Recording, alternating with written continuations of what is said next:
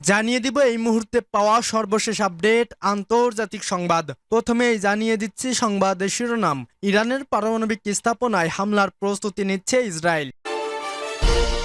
এরপর থাকছে রাফেলের গোপন কোড ভারতে হস্তান্তর করবে না ফ্রান্স, ভারতের দুশ্চিন্তা। আরও জানিয়ে দিব গাজায় আগ্রাসন বাড়িয়ে বিপাকে ইসরায়েল, এবার ব্রিটেনের বিশাল ধাক্কা। আরও থাকছে সার্বভৌমত্ব রক্ষায় পাকিস্তানের পাশে আছে চীন। এবং সর্বশেষ জানিয়ে দিব গাজায় অভিযান বন্ধে ইসরায়েলের উপর চাপ বৃদ্ধি ইউরোপের। শুনছিলেন সংবাদ শিরোনাম, এখন বিস্তারিত। তবে তার আগে অনুরোধ থাকবে এই ভিডিওটিতে একটি লাইক এবং কমেন্ট করে জানিয়ে দিন কোন জেলা থেকে বা কোথা থেকে আপনি আমাদের এই ভিডিওটি দেখছেন এবং শুনছেন। ইরানের পারমাণবিক স্থাপনায় হামলার প্রস্তুতি নিচ্ছে ইসরায়েল। ইরানের পারমাণবিক স্থাপনাগুলোতে হামলার প্রস্তুতি নিচ্ছে ইসরায়েল। যুক্তরাষ্ট্রের গোয়েন্দা সংস্থাগুলোর নতুন তথ্য বিষয়টি সামনে এসেছে। নাম প্রকাশে অনিচ্ছুক একাধিক মার্কিন কর্মকর্তার বরাত দিয়ে মার্কিন সংবাদ মাধ্যম CNN এ খবর জানিয়েছে। তবে এই প্রতিবেদনের বিষয়ে কোনো মন্তব্য করেনি ইসরায়েল। বুধবার এক প্রতিবেদনে এই তথ্য জানিয়েছে বার্তা সংস্থা রয়টার্স। অবশ্য ইরানের পারমাণবিক স্থাপনায় হামলার এই সিদ্ধান্ত ইসরায়েলে চূড়ান্ত করছে কিনা তা এখনও স্পষ্ট নয়। মার্কিন প্রশাসনের ভেতরেই বিষয়টি নিয়ে ভিন্ন মত রয়েছে যে শেষ পর্যন্ত ইসরায়েল হামলা চালাবে কিনা তা নিয়ে মতবিরোধ রয়েছে বলেও জানায় CNN। এদিকে এই প্রতিবেদন সম্পর্কে রয়টার্স এখনও নিশ্চিত হতে পারেনি। মার্কিন জাতীয় নিরাপত্তা পরিষদ তাৎক্ষণিক কোনো মন্তব্য করেনি। এছাড়া ইসরায়েলি দূতাবাস এবং প্রধানমন্ত্রী দপ্তর থেকেও কোনো প্রতিক্রিয়া মেলেনি। CNN এর প্রতিবেদনে এক গোয়েন্দা সূত্র বলেছে, সম্প্রতি কয়েক মাসে ইরানের পারমাণবিক স্থাপনায় ইসরায়েলি হামলার সম্ভাবনা উল্লেখযোগ্যভাবে বেড়েছে। সূত্রটি আরও জানায়, যদি যুক্তরাষ্ট্র ও ইরানের মধ্যে এমন কোনো চুক্তি হয় যেখানে ইরান তার ইউরেনিয়াম মজুদ পুরোপুরি সরিয়ে না নেয়, তাহলে ইসরায়েলের হামলার সম্ভাবনা আরও বেড়ে যাবে। এদিকে মার্কিন প্রেসিডেন্ট ডোনাল্ড ট্রাম্পের প্রশাসন ইরানের পারমাণবিক কর্মসূচি নিয়ে নতুন করে একটি কূটনৈতিক সমাধানের চেষ্টা করছে। CNN এর রিপোর্ট অনুযায়ী গোয়েন্দা তথ্য সংগ্রহ করা হয়েছে ইসরায়েলের উচ্চ পর্যায়ের নেতাদের ব্যক্তিগত ও প্রকাশ্য বক্তব্য, ইসরায়েলের সামরিক যোগাযোগ, গোয়েন্দা নজরদারি এবং সামরিক প্রস্তুতি পর্যবেক্ষণের মাধ্যমে। রাফেলের গোপন কোড ভারতের হস্তান্তর করবে না ফ্রান্স, ভারতের দুশ্চিন্তা। ফ্রান্সের রাফাল যুদ্ধবিমানের সোর্স কোড ভারতের কাছে হস্তান্তর না করার সিদ্ধান্ত নতুন করে কৌশলগত টানাপোড়েন সৃষ্টি করেছে। ভারত বহুদিন ধরেই রাফেলের মূল্য সফটওয়্যার কোডের অধিকার চেয়ে আসছে, যাতে দেশীয়ভাবে তৈরি অস্ত্র ও প্রযুক্তি যেমন অস্ত্রা, রিওয়ান্ড, visual range missile, Rudram anti radiation missile এবং স্মার্ট মিউনিশন সমূহ যুদ্ধবিমানে সংযুক্ত করা যায়। কিন্তু ফরাসি নির্মিত দাসো অভিয়েশন দৃঢ়ভাবে এই কোড হস্তান্তরের অস্বীকৃতি জানিয়ে আসছে। এতে ভারতের আত্মনির্ভর প্রতিরক্ষা নীতির অগ্রগতিতে বড় বাধা তৈরি হয়েছে। ভারতের আত্মনির্ভর ভারত কর্মসূচি অনুযায়ী দেশের নিজস্ব গবেষণা ও উন্নয়ন সক্ষমতার উপর নির্ভর করে সামরিক শক্তি গড়ে তোলার পরিকল্পনা নেওয়া হয়েছে। অথচ রাফেলের সোর্স কোড না পাওয়ায় বিমানটির সফটওয়্যার ও মিশন সিস্টেম স্বাধীনভাবে দেশীয় পরিবর্তন আনা সম্ভব হচ্ছে না। ফলে নতুন অস্ত্র সংযোজন, কৃত্রিম বুদ্ধিমত্তা নির্ভর প্রযুক্তি সংহতকরণ বা দ্রুত যুদ্ধ পরিস্থিতির সঙ্গে অভিযোজন সবকিছুতেই ফরাসি অনুমোদনের উপর নির্ভরশীল থাকতে হচ্ছে। ফ্রান্সের আশঙ্কা, এই কোড হস্তান্তর করলে অন্যান্য রাফেল গ্রাহক যেমন মিশর, কাতার বা ইন্দোনেশিয়াও একই দাবি তুলতে পারে। পাশাপাশি তারা নিরাপত্তা হুমকি, প্রযুক্তি চুরি এবং রফতানি বিধিনিষেধ লঙ্ঘনের ভয় প্রকাশ করছে। গাজায় আগ্রাসন বাড়িয়ে বিপাকে ইসরায়েল, এবার ব্রিটেনের বিশাল ধাক্কা। ফিলিস্তিনের অবরুদ্ধ গাজায় হামাস উৎখাত আর তাদের কবল থেকে জিম্মি উদ্ধারের নামে ইসরায়েলের নির্বিচার হত্যাযজ্ঞ চলছেই। প্রতিদিনই তীব্র থেকে তীব্রতর হচ্ছে ইসরায়েলি বাহিনীর হামলা, দীর্ঘ থেকে দীর্ঘতর হচ্ছে লাশের মিছিল। নিরাপদ বলে কোনো স্থান বাকি নেই গাজাবাসীর জন্য। এদিকে আকাশ ও স্থল অভিযান, অন্যদিকে ত্রাণ সরবরাহ বন্ধ।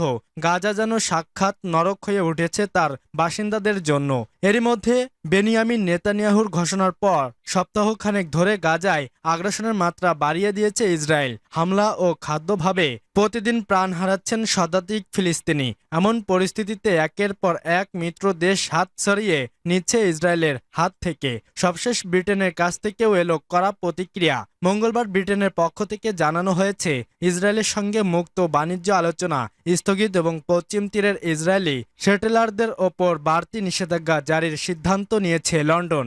একই দিনে তলব করা হয়েছে ব্রিটেন নিয়োজিত ইসরায়েলি রাষ্ট্রদূতকেও। খবর রয়টার্সের। ব্রিটিশ পররাষ্ট্রমন্ত্রী ডেভিড ল্যামি বলেছেন, গাজায় মানবিক পরিস্থিতির চরম অবনতি হয়েছে। আমরা এ সময় চুপচাপ দাঁড়িয়ে থাকতে পারি না। আমাদের দ্বিপাক্ষিক সম্পর্কের নীতির সঙ্গে সেটা সামঞ্জস্যপূর্ণ হবে না। তাই আমি ঘোষণা করছি, ইসরায়েলি সরকারের সঙ্গে নতুন মুক্ত বাণিজ্য চুক্তি আলোচনা স্থগিত করা হলো। সার্বভৌমত্ব রক্ষায় পাকিস্তানের পাশে আছে চীন। চীনের পররাষ্ট্রমন্ত্রী ওয়াং ই জানিয়েছেন, জাতীয় সার্বভৌমত্ব এবং আঞ্চলিক অখণ্ডতা রক্ষায় পাকিস্তানের প্রতি চীনের সমর্থন আছে। মঙ্গলবার বেইজিংয়ে পাকিস্তানের পররাষ্ট্রমন্ত্রী ইসাক দারের সঙ্গে বৈঠকে তিনি একথা জানান। অধিকৃত কাশ্মীরের পেহেলগামে বন্দুকধারীর হামলার জেরে ভারতের সাথে 4 দিনের সংঘাত শেষে যুদ্ধবিরতির পর বৈঠক করলেন এই দুই নেতা। পাকিস্তানের উপপ্রধানমন্ত্রী ও পররাষ্ট্রমন্ত্রী ইসাক দারের সাথে সাক্ষাৎকারের সময় চীনের পররাষ্ট্রমন্ত্রী ওয়াং ই আরও বলেন, চীন দুই দেশের সংলাপের মাধ্যমে মত পার্থক্য মোকাবেলার উদ্যোগকে স্বাগত জানায়। এদিকে চীনের পররাষ্ট্র মন্ত্রণালয়ের এক বিবৃতিতে বলা হয়েছে, ওয়াং পাকিস্তানকে আয়রন ক্লোড ফ্রেন্ড বলে অভিহিত করেছেন। দুই দেশের মধ্যে সর্বকালীন কৌশলগত সহযোগিতামূলক অংশীদারিত্ব আরও গভীর করার প্রতিশ্রুতি দিয়েছেন।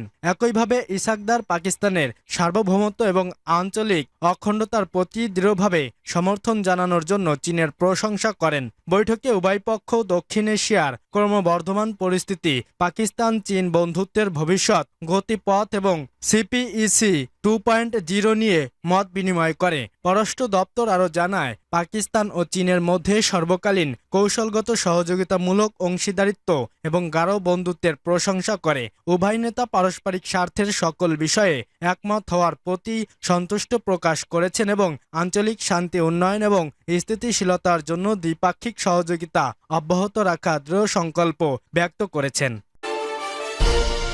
গাজায় অভিযান বন্ধে ইসরায়েলের উপর চাপ বৃদ্ধি ইউরোপের। অবিলম্বে ফিলিস্তিনের গাজায় সামরিক অভিযান বন্ধ করে যুদ্ধবিধ্বস্ত অঞ্চলে আরও ত্রাণ পাঠাতে ইসরায়েলের উপর চাপ বৃদ্ধি করছে ইউরোপীয় ইউনিয়নের দেশগুলো।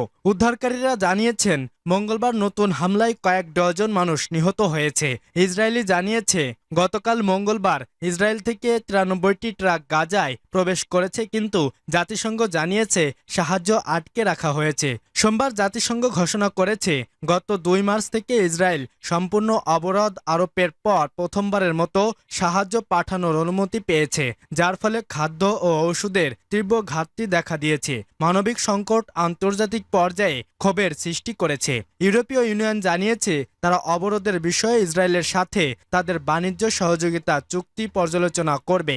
ইউরোপীয় ইউনিয়নের পররাষ্ট্র নীতি বিষয়ক প্রধান কাজা খালাস বলেছেন, 27টি সদস্য দেশের একাধিক সংখ্যাগরিষ্ঠ পররাষ্ট্র মন্ত্রী এই পদক্ষেপকে সমর্থন করছেন। তিনি আরও বলেছেন, দেশগুলো মনে করে গাজার পরিস্থিতি অস্থির এবং আমরা যা চাই তা হলো মানবিক সাহায্যের প্রবেশের পথ খুলে দেওয়া। সুইডেন জানিয়েছে, তারা ইসরায়েলি মন্ত্রীদের বিরুদ্ধে নিষেধাজ্ঞা আরোপের জন্য ইইউকে চাপ দেবে। ব্রিটেন ইসরায়েলের সাথে মুক্ত বাণিজ্য আলোচনা স্থগিত করেছে, ইসরায়েলি রাষ্ট্রদূতকে তলব করছে এবং বলেছে, তারা ইসরায়েলের যুদ্ধ পরিচালনার বিরুদ্ধে এখন পর্যন্ত তাদের কঠোরতম পদক্ষেপ অধিকৃত পশ্চিম তীরে বসতি স্থাপনকারীদের উপর নিষেধাজ্ঞা আরোপ করছে। ব্রিটিশ পররাষ্ট্রমন্ত্রী ডেভিড ল্যামি কমন্স সভায় বলেছেন, সহায়তা বন্ধ করা, যুদ্ধ সম্প্রসারণ করা, আপনার বন্ধু এবং অংশীদারদের উদ্বেগকে উড়িয়ে দেওয়াই এটি অপ্রতিরোধ্য এবং এটি বন্ধ করা উচিত। ইসরায়েল এই পদক্ষেপ প্রত্যাখ্যান করেছে।